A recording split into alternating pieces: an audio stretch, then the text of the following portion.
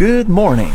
Yesterday I forgot to tell you that we couldn't start the car for like 20 minutes and we found the problem. It was that it had dirt on this, and I just bought these that I'm going to replace with the old ones to get the proper power so we can turn on every time.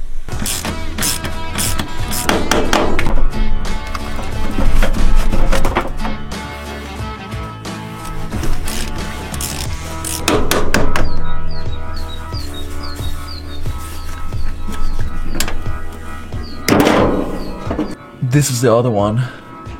You can see how, yeah. And we tried to scratch this yesterday and it worked, but it's still really like messy.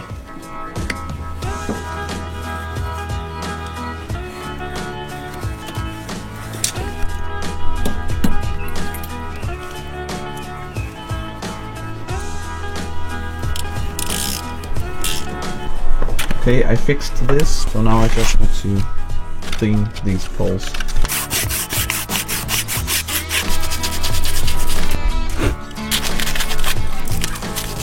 Now it's clean and ready to be fastened. So this is how it looks. It is really bad. I forgot that I have to use the cable shoes, or how you call it. So this isn't how it's supposed to be. This is really bad.